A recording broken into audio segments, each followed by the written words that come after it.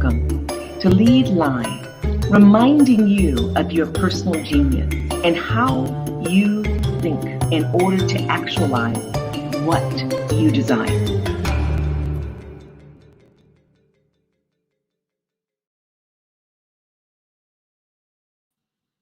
Welcome. We're so pleased to have you with us today. Thank you for joining us at Lead Live. This is an opportunity for us to engage another day on the topic of leadership and mindset. We have a special guest today. I literally experienced him as a genius long before I met him and actually communicated with him briefly last year and then had a conversation with him earlier this year. I tracked some of his work, and what I valued most was his emphasis on community, his emphasis on people, his emphasis on history. And he's a very learned man, meaning that I'm sure he's a voracious reader given the work that he's produced. He's also using a mental tool that we have, imagination, that is one of the most powerful tools that we have. He's an artist. He's much more than just a classic artist that produces something and hopes it sells. He is what I call a transformative artist. This gentleman's name is Walter Hood. He identifies as an urbanist, an artist. He's also a designer and definitely an educator. I call him a treasure. He regularly exhibits and lectures on professional and theoretical projects nationally and internationally. His studio engages in architectural commissions, urban design, art installation, and research. And we're going to come back to that in a second. He has a host of honors, including serving as the Goldman Sachs Design Fellow for the Smithsonian Institute in Washington, D.C., assisting the museum staff in reconceptualizing its public spaces. He has many other honors. I won't go down the complete list, but let me highlight a few. American Institute of Architects Award for Collaborative Achievement in the USA Character Improved honor by NBC Universal. Winner of significant recognition in various locations in Berkeley, Pennsylvania, in and out of this country. He's been in China, in Japan, in Italy with remarkable presentations. He, as was highlighted and encouraging those of you to join us today, he is a genius, literally. And thank goodness he was honored and recognized with an MacArthur Fellow Award, which we broadly call a Genius Award. That is too simple of a term to use. Sometimes it's kind of negated. Well, everyone's a genius. Yet I am reminded of individuals who are genius based upon their actual engagement and sustainable engagement towards a particular end. And that's the nature of this gentleman. His work has been featured in Landscape Architect Magazine, Ebony Magazine, San Francisco Chronicle, the New York Times. Let me tell you a little bit about his Hood design space. As he conveys, it's a cultural practice committed to creating environments in which people live, work, and play. The studio practice engages urban landscape where a collective density of inhabitants share physical, social, political, economic resources. Emphasis on physical, social, political, and economic resources. This multidimensional context is the setting for the development of powerful sculptured expressions that explore site-specific social and environmental processes. Landscapes and built elements emerge as improvised acts, familiar yet unshaped into something new. Here at Lead Live today, we have Professor Walter Woods because of his vision and his work. As a result, he's a powerful influence. I'd like to share him with the rest of us because of my belief that, and as shared by others, he's an acclaimed landscape designer and public artist whose leadership is far-reaching. He demonstrates the power of what a number of us think about in terms of community building with a design focus on residents' history, contributions, using an asset model rather than the classic deficit model. What do they need and how do we address their needs? So without further ado, I'd like to ask this humble and yet remarkable gentleman to join us, Mr. Walter Hood. Hello, good morning. Hello, how are you? How are you, Dr. Webb? I am doing extremely well. I'm still blessed. I'm still very fortunate. I have housing, I have food, I can breathe, and I'm surrounded by art. And you create, and so you're one of those folks I really value on the planet. You remind us of our capacity through your creations. So I've already spoken a lot. I've given a lot of background, but not sufficient to honor you. Can you tell us a little bit about yourself? What do you want people to know initially?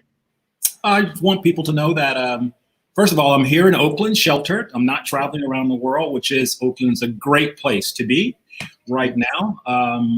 And I want people to know that, our work, the work that we do is really important. And I think, we've had years where we couldn't possibly talk about the environment in ways that were transformational for a lot of groups of people. And I think, I'm great to be living at this time. I never thought that the world would catch up to a lot of us. Mm-hmm. And a lot of us out in the world trying to describe the world to others. And for the first time in my life, it seems like the world is finally beginning to kind of catch up with our struggle. Well, that is powerful. What do you mean by catch up to us and catch up to our struggle? In the last couple months, I've been, in my head a lot because I'm working on a few books. And the struggle of trying to articulate our experiences in this U.S. landscape, in this culture. We've made major transformations as groups of people. And I'm talking more specifically those Black and Brown communities that have been the other for so long. And we've struggled to articulate, that we are part of this future. And I think we're still struggling with how do we present that in a way that doesn't kind of create this binary that we've always had in this culture. And the thing that, I'm just reminded of today more than anything is this experiment. It's only been 50 years that, we've collectively said, okay, let's try to live together. We make it sound like it's been that way from the beginning. But, I grew up in North Carolina and we didn't integrate our society in North Carolina until the 70s. So you're thinking it's like, wow, all of these issues are coming up now. No, these issues have been with a lot of us for a very long time. And now getting the other side to begin to kind of see what we've gone through in spite of all of these issues, how we've had to imagine our worlds. Hopefully now people can participate because it's not just our world, it's their world too. And so I just think I want everyone to know we're at a time now where I think you said it, our assets are the things that we should be looking at, of building, not our deficits. Been too long, we've existed through a kind of paternalistic lens, where there have been others telling us who we have to become, how should we become. And I think at a point now, we should feel more articulate to say, in my imagination, this is how I see the world. And this is art. This is, when we talk about sculpture and art, this is what we're talking about. It's all coming from imagination. There's so many questions I have in my head for you. I'm going to try to stick to my script because I'm going to go off, I know. And so I'm going to go off after I stick to my script. My first question I want to ask you of the two is, what inspired you to lead as an urbanist, as an artist, as an educator? And I want to emphasize, especially given what you've experienced historically, and you may want to share a little bit of that. Well, I started out, I was the first person in my family to go through higher education. I have two siblings who almost made it, but I was the first to go through, and, expected of me, I was supposed to take a profession, right? Go out and start a life. And I chose architecture very early. And then I got swayed into landscape architecture. I went to North Carolina A&T State, which is a historically Black college, university in North Carolina. So I had a very good grounding, and it didn't occur to me until later that I had what I call a Booker T. Washington education. Right? It was a bootstraps education. We went in and I learned the trade. So I could draw around. At the end of my education, I could make drawings. I could do all the technical stuff. And I started to see, as I kind of moved through the profession, that I was missing something, and I was missing more of my Du Bois counter. I was missing the liberal arts part. I was missing the thinking part, right? I was missing the thing that at the end of the day, when the tools were gone, what did I think? And that's when I set out to kind of re-educate myself to a certain degree. And first thing I thought was I didn't want to get trapped in this bubble. I didn't want to be a Black artist. I didn't want to be a Black architect. I didn't want to be a Black landscape architect, because it was too easy for the world to put me in that bubble and then say, okay, you deal with those issues. And so I made a big move. I moved to California. And I found some great mentors here. And one was Garrett Ekbo, who was he's known as the father of modern landscape architecture. He's from Alameda, white guy, lived in the hills of Berkeley. And he showed me that as an artist, I could still talk about the human condition. And that was like the most eye-opening thing to me, was that I could do this through a kind of a personal expression. And then I just had other mentors who kind of pushed me to go that way. And I just then started to educate myself. So I ended up spending way too long in school. I ended up getting a master's degree in architecture, a master's degree in landscape architecture, urban design, a master's degree in fine arts, because I still wanted to understand all of the tools, not just some of the tools, but all of the tools. And I'm still educating myself. And along the way, I had an opportunity to teach. And once I went down through that rabbit hole, that just opened up an entire world for me. And the world that it opened up was when I look back at all the great architects or great minds in design, a lot of them were coming out of the educational institutions. And a lot of them had practices while they were teaching.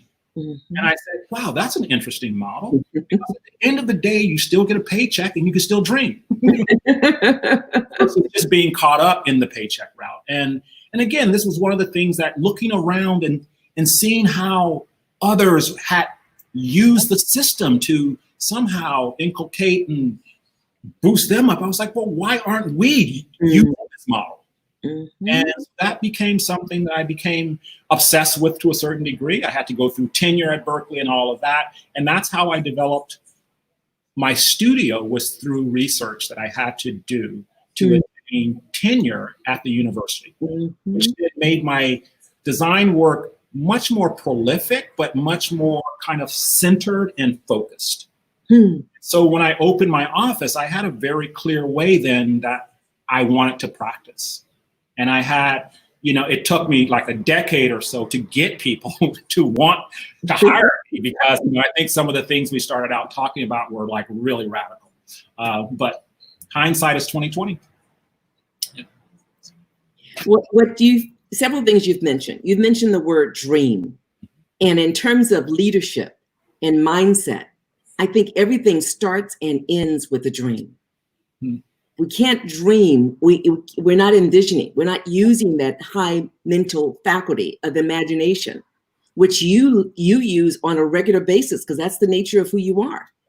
And you also mentioned you started studying and you realized you needed more. So you went more, and you reduced it down. I just spent too many years, but that's the power of engaging and learning, right? Yeah. You don't know what you don't know, and you just continue. And it fueled you, gave you more of a foundation, and I have no doubt prepared you for the conversation you had with that architect who took you under his wing and said, you can do this too. Yeah. No, you're right. A couple things happened on the way to life for me. I was with a group of people who didn't look like me. We're in the middle of the Sierras on a hiking trip. and we're sitting around the fire.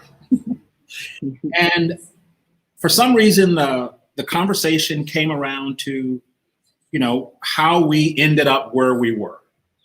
And I think I said something like, you know, when I was in high school, I dreamed of going to college or something like that. And I got these funny looks from people. It's like, you dreamed of that? And that showed me how privileged some people are, and how, you know, not everyone, right, dreams. And what I mean by that, you know, not everyone has to dream because the world is presented to them in kind of all the possibilities are laid out. And for some groups of people, those possibilities are completely hidden. It's almost like a game to find the possibilities. So this notion that, you know, that there were some people who were privileged and some who were not, very early I started thinking of that, of how to tear down that barrier, right? And what is it about those groups of people who can't see those possibilities? And why are we conditioned a certain way? And a lot of that is environment. A lot of that is the world around us. A lot of that is the people you come into contact with. A lot of that is the ability, you know, to engage in a certain way, your worldview, and expanding that view outside of your house, your neighborhood, your city, your region, your world. And how do you actually do that? And so a lot of the work that we do, again, is trying to enter, not just making projects, but entering into those conversations so that people can break down those imaginative barriers. I want to acknowledge a couple of people. Randolph says, my dude, Walter Hood. What's up, Randolph? Tomoko says, hello, hi, and she has a question. But before I ask Tomoko's question, I want to ask you, when you think of vision, what comes to mind? Because you live a vision. Well, I mean, it's a really hard question. I'll put it this way. I tend to be more modern in thought, is that every project or everything I do, I want it to be different from the last thing that I've done. You know, and, you know, some artists have a way of working, you know, that's in the same, like let's just say, venue or the same way. They might make a painting a certain way.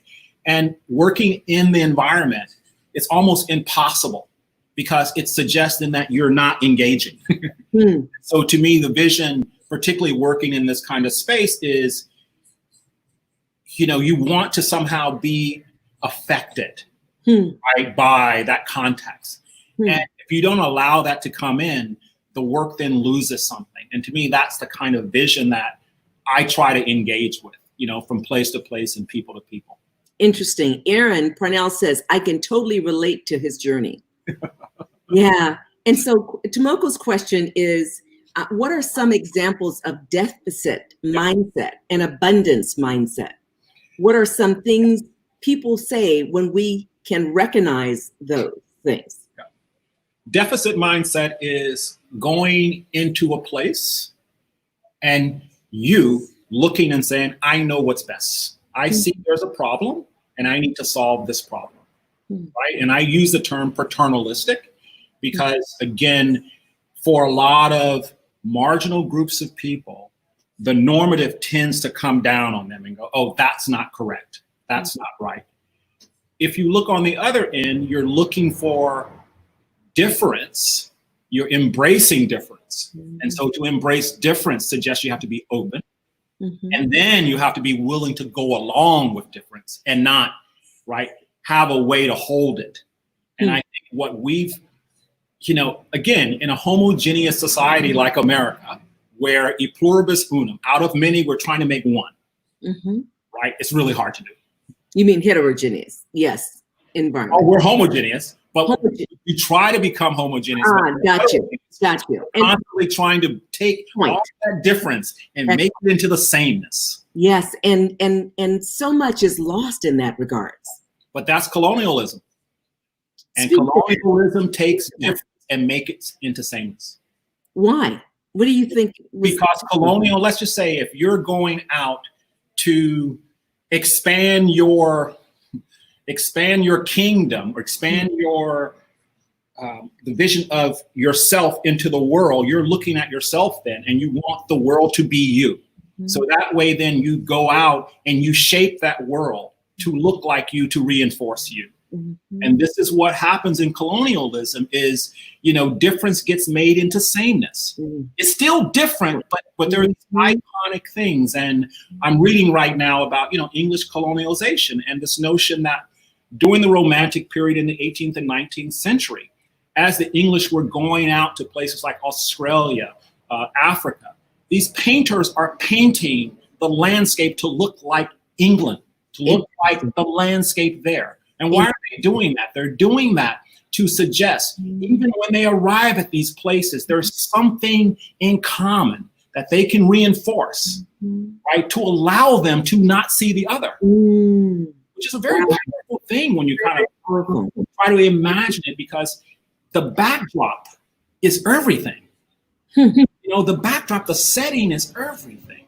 10 black guys on a corner in Oakland says a lot. But if you put that same 10 guys on a corner next to an amazing backdrop, they could become, performances, they could become doctors, they could become businessmen. It just depends on what that backdrop is. And our backdrop for too long has been of the other. Right? You go to our communities and you don't see the same kind of embellishments. I go from West Oakland to Berkeley a lot, in my car, and I go from streets that don't have street trees, really bad sidewalks, everything you can think of. And I get to Berkeley and immediately there's trees, there's green. The lights are brighter in Oakland, they're less bright in Berkeley. Wow. All these things are things that are telling you that we're not thinking about those backdrops. I remember years ago, I would take kids out of densely urban communities, including Oakland and Los Angeles and Rubidoux, California, for example. And I would take them away for the weekend, a team of us. And in the case of Oakland, I'd take them up to Sonoma County. And we'd be in a forested area, whether it was in Jenner or whether some other place. And the whole transition, the way that the young people behaved, it was like they was going through a metamorphosis. As we drove through Oakland, Berkeley, Richmond, et cetera, and we got over all the way up to the coast, it was like they were shaking. They were anxious, and after a day, they were completely different people. They were the same people, but they were transformed by the water, by the trees, by the environment. It makes me, when you think about Tupac Shakur's growing roses in concrete, that has been really taken and used in some profound ways. We have roses all over the place, to use that metaphor, literally. And they're having to figure out how to get through this concrete. No, it's funny you say that. During the I've been locked down here. I'm here in North Oakland off of Stanford and kind of a mixed use area. And my street didn't have any trees. And so during the pandemic, I just decided I was going to plant 5 trees. Good for you. But I planted them, and it's amazing that people now all of a sudden are coming to my side of the sidewalk. Oh, it's amazing. But it's as if, I don't know. It's just as if something just dropped down and people just went, wow, there's a possibility here. And it's that simple. And that's what I mean by backdrop. It's like my neighbors were just looking at a brick wall, right? And now they see green hummingbirds every morning. And that's such an easy thing to do, but that just means that who's designing these environments has to see it, and they have to see us in it. And that becomes the problem, because when they see us, they don't see that. They see us, they see something different. And that's my life's work. It's like, I want to be seen just like anyone else. And I want the things that everyone should get. I want a healthy environment, right? I don't want to hear helicopters at 5 in the morning. I don't want to hear trucks barreling through my neighborhood at 5 in the morning.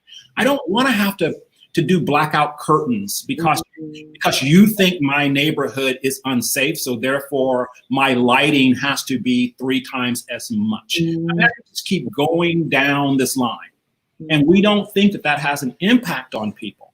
You know, if you hear noise all the time, of course you're agitated. So a lot of these things are about health, and we're seeing that even now in the pandemic, you know, that, you know, we're basically already stressed out, right, just through the environment. And how do we begin to correct that? I think we have to see these environments anew, and we have to imagine them in a different way. Mm-hmm. I'm thinking about, as Erica has a statement here. She says, "Hello, everyone. I knew I'd seen you before, Mr. Hood, exclamation mark. I just realized I saw your wonderful TED Talk on how urban spaces can preserve history and build community." Hi, and sir. that's a beautiful transition, because here's the deal. You just illuminated what has always concerned me about particular communities where I have chosen to live. Yeah. And it's all about choice. And I understand my ability to live where I want to. And I love this particular location of the planet here in Oakland, California on the lake. It's awesome. Perfect weather, diversity of people, all kinds of events, on and on. And yet those things that you illuminated are present here. And so talk about what you do. And the power, from my perspective, it's powerful. You don't have to say it's powerful or not. It's for us to judge. And I think we unanimously judge that it's powerful. So talk about what you do, how you do it, and what you have found through research to be its impact.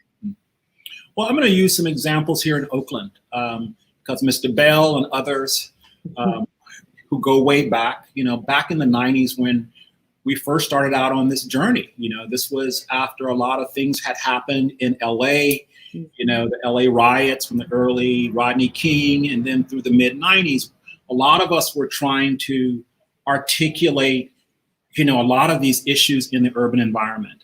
And one of the things that Oakland had going, it was like a big homeless problem again, right? I mean, it's like 30 years later, we're still dealing with the same issues. But back in the mid 90s, San Francisco was removing their homeless from the parks. And here in Oakland, we wanted to like say, you know, we're not going to do that.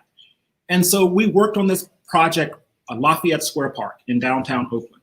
It's at 11th and Jefferson. The mayor didn't want anything to do with homeless people. We said it would cost $1.5 million to do the things that we wanted to do. And so we looked back then at the history of the project. And we were working with the Center for Urban Family Life. There were some really great people in the Park and Recs department who allowed us to kind of do this. And we found out that on this little square, it was one of 7 squares in the city, but particularly this one, its early days was during the Depression, where men were out of work and men would come there and wait. And these men were very diverse. They were Italians, Black, Portuguese, and whatever. During the time, women were segregated in the park, and they had to hang out at the Petticoat corner.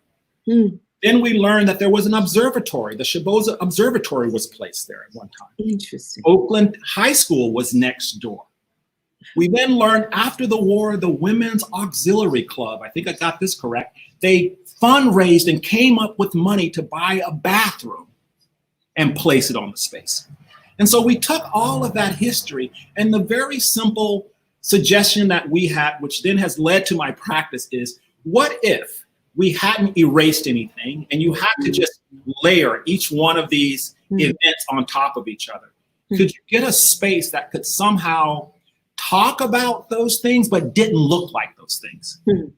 And that's how we spent $1.5 million through fundraising. We put a playground in, barbecue pits, horseshoe rings, a bathroom the National Park Service paid for in this kind of sculptural setting. And I remember on opening day, one of my colleagues came to the park and he said, you know, Walter, these guys look different in this setting, right? And that changed my mind. Now, 25 years later, I get a note from someone from Landscape Architecture magazine, and they said to me, we got some calls that homeless people are in Lafayette Square Park. What do you think? And I'm like, it's working.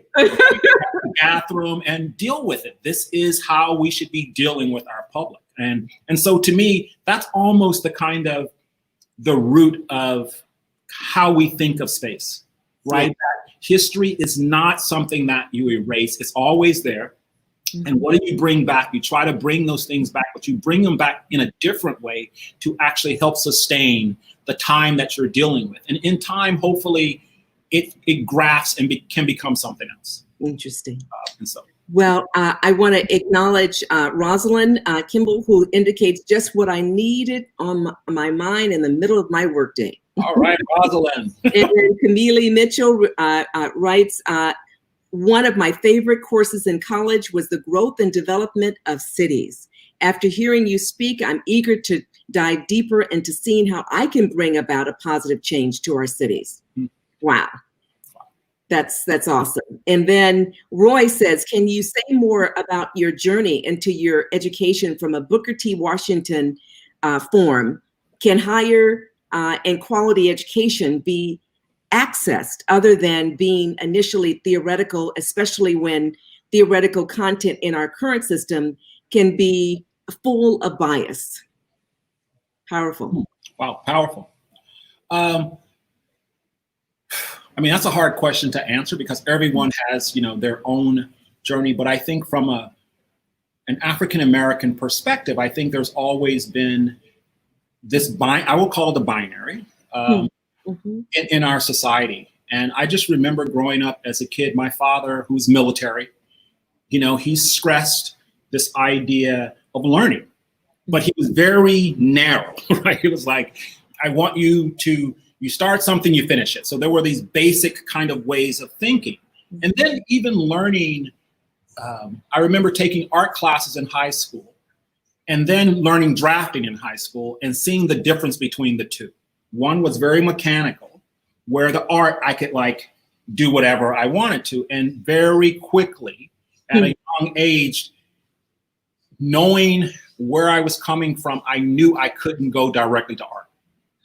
Which isn't, again, one of these places, but I relied on that kind of foundation, which is I would say, a very pragmatic, a very disciplined way, which then allowed me, once I was open then to these other theoretical agencies within the context of the profession, I had discipline then, to navigate it. And this is one of the things that, I value in my work. And, and I don't know why some people are taken by it. If I'm designing something and I will reference something and there will be like, how does he know that? Right. And this is the thing that starts your mind going like, I'm not supposed to know this. Right. And I just think it only empowers you more, right, to sort of understand the landscape in which you're working, because you begin to use the same things that are marginalizing you. If you have an understanding on it, you can flip the script. And what we're constantly trying to do is flip the script on a lot of these normative ways in which this projection has been placed, right? Your description reminds me of a number of things. One that's really salient. I remember doing some consulting work in Silicon Valley when I was at Cal, and it was in human resources. They needed technical experts in a particular area who had certain coding expertise. And my team and I said, no problem, we can identify a lot of people, but they premised it by saying, we don't want anyone from the UCs, anyone from private elites. We don't want those folks because they're going to be thinking on their own. And that was like, what? And so I'm listening. So we want trade schools. We want people who have the practical skills who come in here and do the work and follow.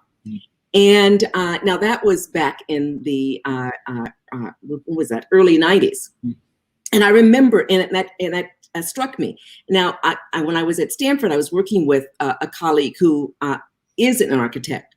And I'll never forget her saying, well, I graduated from UC Berkeley, like it was a prize. And it is a prize. I graduated from UC Berkeley too, blah, blah, blah. And yet I said, what's the point? And she says, because there I was told right away, we're training you not to be the technicians. We're training you to think and to lead. Yes. Now, here's and that's part of the quandary, pigeonholed, saying you go here for this and here for that. When in fact, in the ideal set of circumstances, everyone is a leader. Everyone is using his or her critical faculties in a way to create, to design, to lead a team of people, to lead an organization, to be an entrepreneur. We want people to have that kind of agency, right? Yeah. And short of understanding technical things, short of understanding the contextual realities in relationship to why you use those technical things, you just kind of floundering and you're following. Yeah. And that's the beauty of what I'm hearing you talk about, your own lived experiences. You got that technical set of competencies developed. You had it within you, but they were developed at that institution you went to as an undergrad. So it was invaluable. So you were able to parlay that. And then you wanted more. Yeah. And so you leverage. No, it breeds a hunger. It breeds a hunger. Yeah. Sure. And I know we're going over, but this is, obviously I have a passion for what you do and I want to acknowledge others. And I'm sorry for the background noise that you may hear, but Aaron makes a note. He says, insightful. This underscores the value of a historical perspective. I'm glad to share this with a young person right now. That's what it's about. No, it is. And, you bring up, the thing that we just finished a piece in Princeton. And we did it before they removed the name of Woodrow Wilson off the school. Mm-hmm. And we won a competition 2 years ago to do a piece on Woodrow Wilson. And again, I had to do the research. And the piece is called Double Sights. And I wanted to come at the project, through Du Bois's double negative. I mean, this notion that, that peculiar feeling that we always have, right? That sense that we are basically looked at and judged one way, right? That we have this double consciousness, right? That we deal with. Mm-hmm. And, we got a call 2 weeks ago, a week and a half ago, that the name was being removed. And one of the things that the dean of the school said, well, Walter, one of the ardent people who wanted to hold on to the name went out and read a piece on the sculpture that you did and was, they were swayed. And what we did was we wrote everything that Wilson had said on a column and we didn't edit it. You're just giving me chills. Yeah. And this is history. It's like bringing this stuff back. And this is what I mean by flipping the script. But it also reminds me, though, that I still have to navigate the world, particularly in the US, as a Black person. And still people, when they see me, they see that first. And this is what I say to the youth, that don't let that become the hindrance, right? That's the context in which, again, we've only been at it for a short time. But one has to be able to understand that and then flip that and not use it as a badge of honor, but use it in a way to understand the change that we need to make. Right. And that to me is always the way that, and most times when I'm in a room, I'm the only one who looks like me, even today. Yeah, and we're working on projects in Silicon Valley, all over the place. But still, when I look around, there's not a lot of people that look like me. So you have to be able to, one, cross that boundary, but you also have to be willing to put it out there. Right. And when you put it out there, you got to own it to a certain degree. And when you say put it out there, can you be more explicit for one who may not understand what you mean by that? Well, you have to just speak the truth. And I'm taken by Bell Hooks. When I read Bell Hooks, who's one of my favorite authors, she's remarkable. She said, we must have a prophetic aesthetic. Prophetic aesthetic. That stayed with me. And I'm like, prophetic aesthetic. She's just saying, just tell the truth. And in the context of your work, no matter what you're doing, whether you're an accountant, whether you're a banker, whatever, tell the truth. And in that, your world, that truth can actually lead to these prophecies, right? When you say, it's just the truth, right? That we know that if I do this, I know. And so when I work in certain contexts, I know if I make a beautiful thing over here, people get joy out of it. So I'm not going to go over here and not make a beautiful thing. So there's no way I'm going to go to a neighborhood that someone goes, it's marginal, and right now there are these myths out there that, oh, you can't go into a Black neighborhood and make it better because it's going to be gentrified. I'm like, Huh? Right? And there are these, again, all of these ways. Oh, they won't take care of it. I've had projects where I've designed something and people who look like me will come up and say, Walter, you're doing too good of a job. They're not going to take care of it. And I have to go, yes, they will, my brother. Yes. Yes, they will. And you'd be surprised. And so there's a, kind of a mindset that we bought into, right? That we don't deserve these amazing places at home. I'm talking about at home. I'm not talking about up in Sonoma. I'm talking about at home, that we don't deserve these healthy, these beautiful places. And that's a mindset that we basically have to get out of. I think we can go on and on, but you've given us an extra 15 minutes and I want to honor a couple of comments and then I want to ask the last question. Yep. So Tomoko, for example, says, this is so inspiring. I'm so happy I logged in. I want to meet Walter Hood. Thank you for this interview, ! And then I want to ask this question. You and a colleague created a book that will be out soon. I've already purchased it on Amazon. It's called Black Landscapes Matter. Yep. Okay, the inspiration for that, because I've heard colleagues, professors from across the country talk about that work and your inspiration on many colleagues across the United States. Your humble spirit, I know that you've already had an impact that's reflected in this book, but it's also reflected in people's practices. Can you talk a little bit about that? Yeah. Back in 2015, 2016, I think 2016 was when I saw the image of Mike Brown. It blew me away. And I asked my colleagues, could we, put on a conference? I invited people across the country and we talked about it, a small group of people, planner directors from Detroit, my brother Kofi Boone down in North Carolina, one of my colleagues, Anna Brand from Louisiana, Austin Allen from Louisiana. I mean, I tried to put a group together who we had conversations with. Right? And we just wanted to, at that moment, talk about that, the landscapes in which we live. They matter.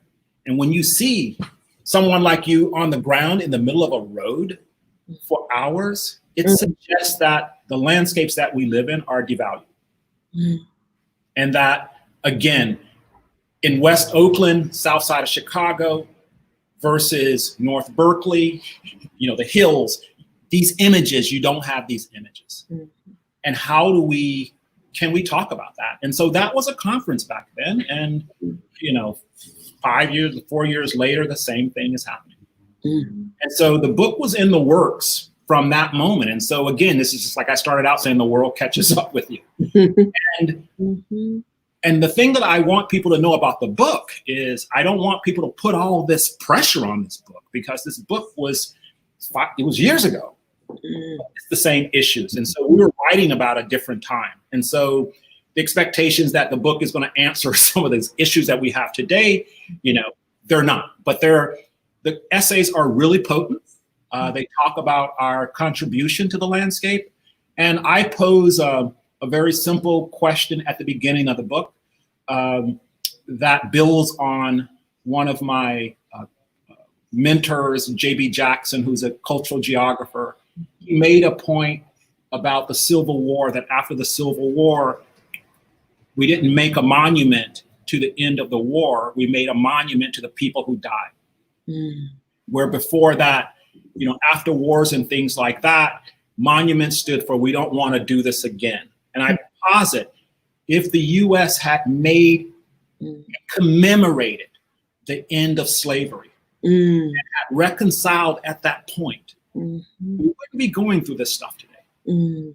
Because at that moment, the nation could have dealt with those issues. And we still don't have reconciliation or any kind of closure today. And so the way the book tries to contribute to, this story that I think we're still embroiled in. We see now, how people are reacting to, that history of 130 years ago.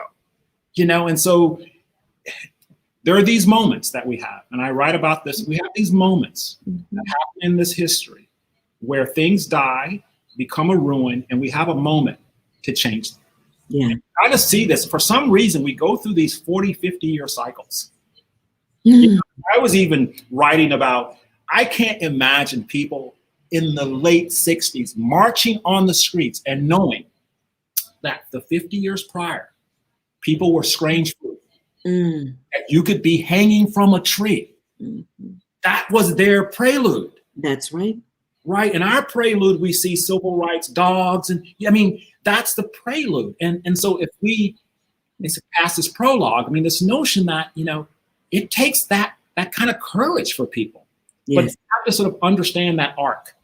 And hopefully this book contributes to the arc. We're not there, but we still have to sort of get over that piece. I think reconciliation is definitely one of those places we need to be. Absolutely. 100% agree. Elnora Reed writes, you make us all proud. Keep up the amazing work and know that you're making an indelible contribution.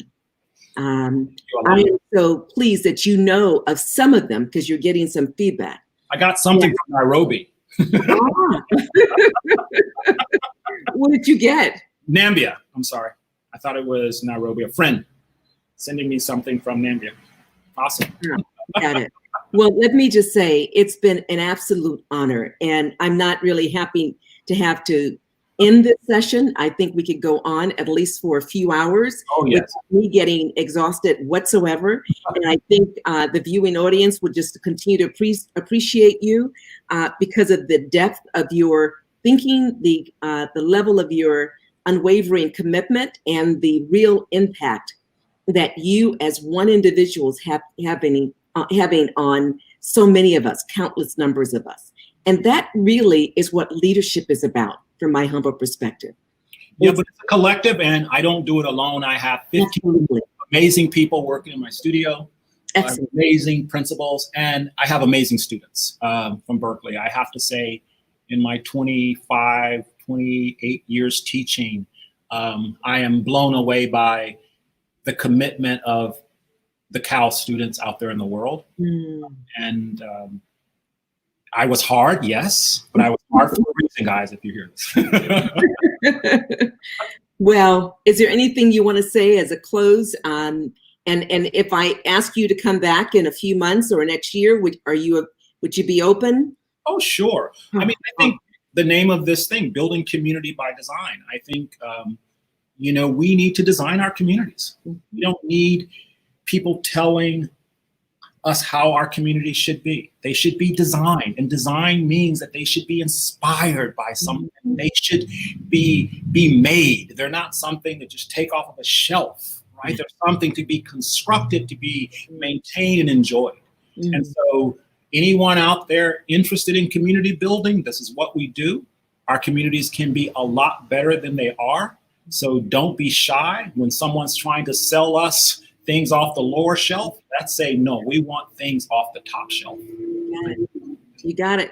So Tomoko says, bring them back.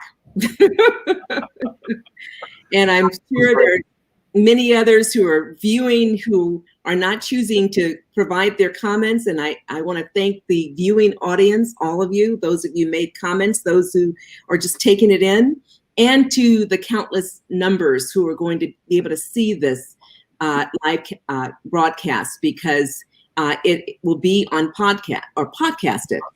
It's a new venue for us. And so I'm learning. Thank goodness I have creative technicians and producers and professionals who are just remarkable individuals and are making this happen. So, and they complement you and I, Walter. So Walter, thank you for your leadership. And I am thanking you in advance for all the remarkable things that you will continue to do to pay it forward directly and through the countless lives that you affect in your design center at UC Berkeley and beyond. Thank you so much, Dr. Webb. I appreciate it. It's a pleasure. Everybody. Yeah. Well, thank you all again for tuning in and being part of this. We so appreciate you.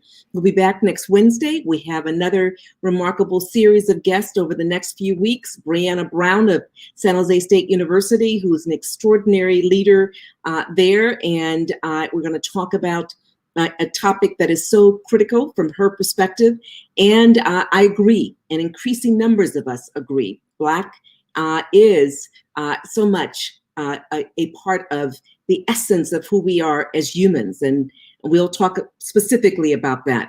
In the 2 weeks from then, we'll have a remarkable musician, but more than that, artist also, leader, John Santos. And then the following week, we will have another set of remarkable individuals, Dr. George Woods Jr. and John Burris. And those two will team tag and provide remarkable insights in terms of just the psychic of who we are as humans and how we can lead, even given the challenges. And in the case of John, how he has led with the help of George and many others in the space that we find ourselves in too frequently, as was just mentioned by Walter, where police are taking lives, Black men, Black women, and others. And so he's led in that space as an attorney.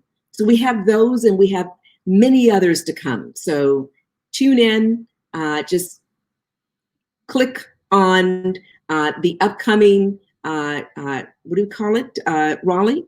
If you can tell us what we call it for the show. There's going to be a button that you'll be able to click on in the future in order to stay tuned. And thank you so much, J.D. Coleman. Walter is a leader that we all need right now. He inspires intersectionality in the world. Great stuff, Walter, from Willie Peters. Thanks, Willie. And then Randolph Bell, peace. And Rosalind Kimball, thank you both for this communion. It's an honor. Oh, David Tucker, thank you for the inspiration. Thank you all. Be well.